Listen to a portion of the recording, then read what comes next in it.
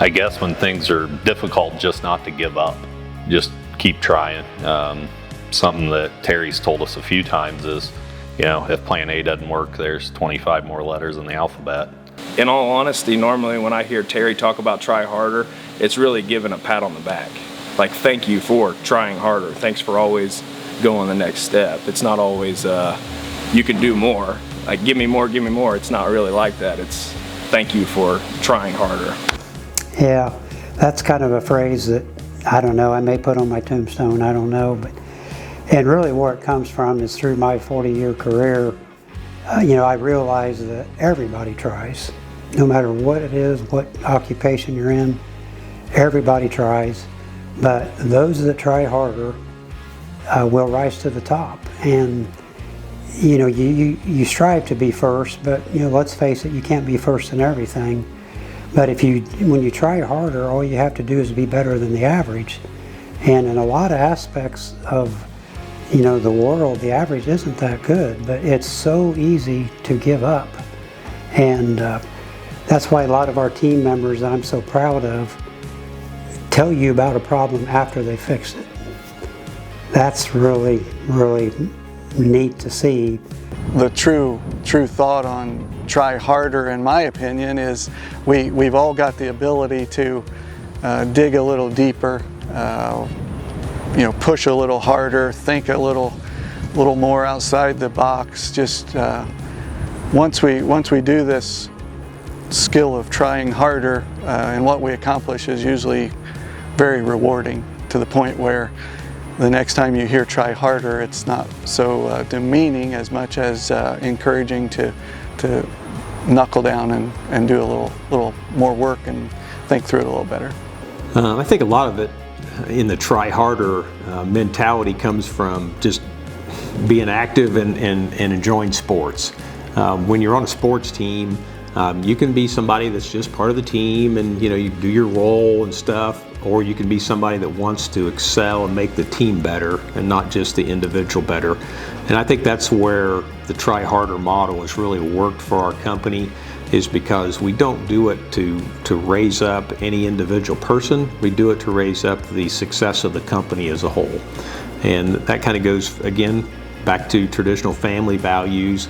We can kind of fit into a role and go through our day-to-day lives and just be normal, if you want to call it that, or we can try harder and say, if there's something that needs to be done, I'm going to help do it. No, so I don't think you can spend time at Merrill Brothers, even a day, without hearing the words try harder. And so to that, try harder for me is don't give up. You can try and try again. If you first don't succeed, try and try again. And so I think that's how I take try harder and put it into words, and really challenge the guys to stay the course, be consistent, and just be better than average. Yeah, so try harder. If you've been around Merrill Brothers for very long, you've heard the statement, and there's kind of two avenues that you can look at there, two lenses you can look at try harder through. You can look at it as giving more of resources that you have, whether it's time or money or more of your life to try to accomplish a task, or it can be looked at through the lens of never giving up, never taking no for an answer, and driving towards success and reaching your maximum potential or solving a problem. And so we really want to make sure that try harder is defined as that difference between not giving up and keep driving towards a solution so that you ultimately end up reaching your goal. I would have to say doing my job as if Christ himself is standing before me, posing his opinion on it, has impacted the production that Merrill Brothers receives from not only me, but I watch it happen through our entire team on a day-to-day basis. And that's what sets us apart from the rest of the world. That's what sets us apart from other businesses. That in itself can put integrity and all of our core values into one. And it's beautiful.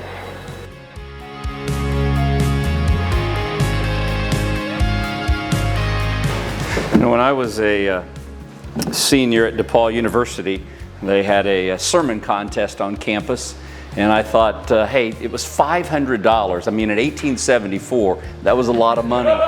And that's still a lot of money, right? And I thought, man, I'm going to enter this, get $500. That's really going to help me for grad school.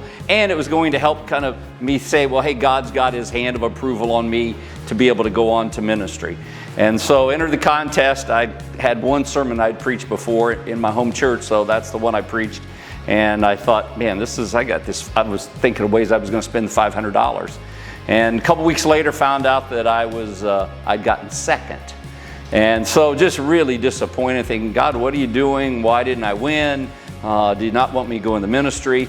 And then probably a couple of weeks after that, we had a campus of about 2,400 students. So I thought, well, hey, I'm second. I mean, there are 2,400 students. I'm second. That's not terrible.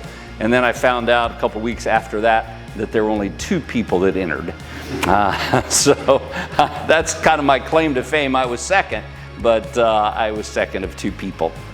So I preached since that time thousands of sermons, but it was a great lesson in humility to know that I was going to have to work way harder if I was going to be able to effectively communicate to people. Thomas Edison said something really interesting when they asked him about his light bulb, how many times. He said, I've not failed, I just found 10,000 ways that didn't work. Terry, you probably can relate to that. And back in your shop, it's like, man, we know some ways that won't work.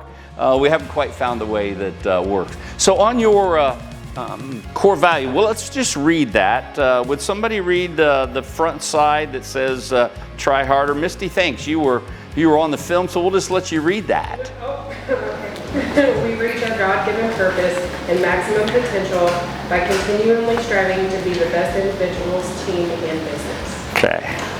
On the back side is the place in Scripture where that comes from. This book of Colossians, Paul, a guy named Paul, is in prison when he writes. So he's not at Club Med, he's in prison, and he's writing to a church. And I think this is really the core behind why we do what we do, because of who we're working for. That makes all the difference in the world. You're not working for Ted and Terry and Ryan. You're working for someone way, way higher than their pay grade. Would someone read Colossians 3:23? And then I want to read verse 24 because this ends in a comma. I can read it. Okay?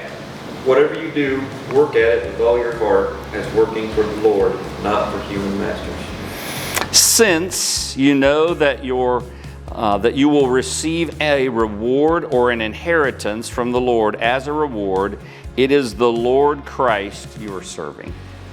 So we have a way higher boss. Every day when we come to work, it's not just who signs your check, but it's the fact that it's God that you're working for. And so we do it because we're working for Him. So even if somebody's not watching you, that doesn't matter. He's watching and He's the one we're working for.